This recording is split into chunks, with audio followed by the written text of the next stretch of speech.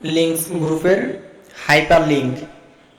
Hyper link হচ্ছে এই ডকুমেন্টের মধ্যে আরেকটি ডকুমেন্ট যোগ করা, অর্থাৎ ভিডিও হতে পারে, অডিও হতে পারে, কোনো ফাইল হতে পারে, ফোল্ডার হতে পারে, মানে যে কোনো জিনিস এই ডকুমেন্টের সাথে অন্য একটি ডকুমেন্ট যুক্ত করা। যেমন আমি প্রমাণস্বরূপ বা প্র্যাকটিস স্বরূপ আপনাদের দেখাচ্ছি। যেমন লেখা আছে লালন পালন, এটি আমরা সিলেক্ট করব, করার পরে হাইপার লিঙ্কে ক্লিক করব। তারপরে আমি এই লালন পালনের কোন ডকুমেন্টটি লিঙ্ক করতে চাচ্ছি তার জন্য আমি সেটি সিলেক্ট করব। যেমন এই জায়গায় লেখা আছে বায়োজিৎ, আমি বায়োজিৎ সিলেক্ট করে ওকেতে ক্লিক করব। এই দেখতে পাচ্ছেন আমার এটি চেঞ্জ হয়েছে। এই দেখতে পাচ্ছেন লেখাটি আমার নীল বর্ণ ধারণ করেছে, অর্থাৎ কালো সে অন্য একটি কালার হয়েছে। তারপর লেখাটিকে আমরা লেখাটির উপরে কার্সার নিয়ে গেলে একটি লেখা আসছে হচ্ছে control plus click to follow link.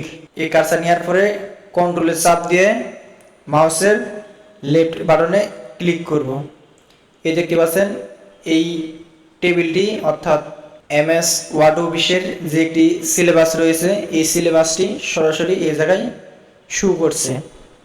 এটি হচ্ছে MS ওয়ার্ড ডকুমেন্টের সিলেবাস। এই সিলেবাসটি এই জায়গায় শো করছে। এটি হচ্ছে মূলত লিঙ্কের কাজ। এই জায়গায় অনেক কিছু লিঙ্ক করা যায়, এই লিঙ্কটি আবার রিমুভ করা যায়। তার জন্য আমি এটি সিলেক্ট করব, মাউসের রাইট বাটনে ক্লিক করব, তারপর লেখা আছে রিমুভ হাইপার লিঙ্ক, এটিতে ক্লিক করলে আমাদের লিঙ্কটি চলে যাবে। দেখতে পাচ্ছেন লিঙ্কটি চলে গিয়েছে। তারপরে হচ্ছে বুকমার্ক।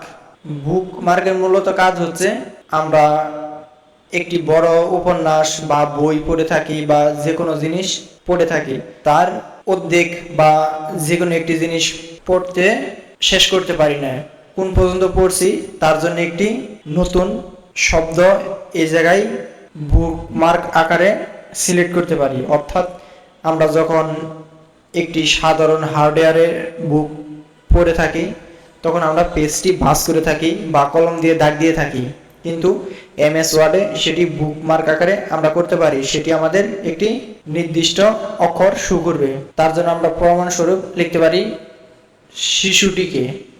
ধরেন আমি শিশুটিকে পর্যন্ত এই ডকুমেন্টটি পড়েছি। তারপর আমি এখন আমার ল্যাপটপটি বা ডেস্কটপটি বন্ধ করতে চাচ্ছি। এখন পরবর্তী কোনো সময় ওপেন করলে যাতে আমি বুকমার্ক থেকে এই শিশুটিকে এই জায়গায় চলে আসি, তার জন্য আমি কোন পর্যন্ত পড়েছি ওর পরে একটি শব্দ বা একটি লাইন সিলেক্ট করব। তারপরে চলে যাব বুকমার্কে। বুকমার্ক থেকে এই জায়গায় আমি নাম দিব। ধরে নাম দিলাম কি আব্দুর রহমান।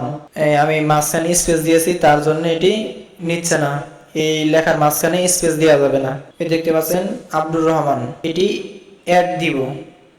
অ্যাড দেওয়ার পরে এটি আমি এই জায়গা থেকে চলে আসবো, বা আমি প্রমাণস্বরূপ ফাইলটি আমি ক্লোজ করে দিয়েছি। তারপর আমি সেই ফাইলটি ওপেন করছি। তারপর আমি চলে যাব ইনসার্ট থেকে বুকমার্কে চলে যাব। তারপরে দেখতে পাচ্ছেন আমার সেই বুকমার্কে আমি আব্দুর রহমান দিয়ে সিলেক্ট করেছি। এটি থেকে আমি এই ঘুটু লেখা আছে, ঘুটুতে ক্লিক করব। ক্লিক করার পরে ক্লোজে ক্লিক করব। দেখতে পাচ্ছেন শিশুটিকে, এটি আমার সিলেক্ট অবস্থায় আছে, অর্থাৎ আমি এর পুরো মুহূর্ত পর্যন্ত পড়েছি। এটি হচ্ছে মূলত বুকমার্কের কাজ।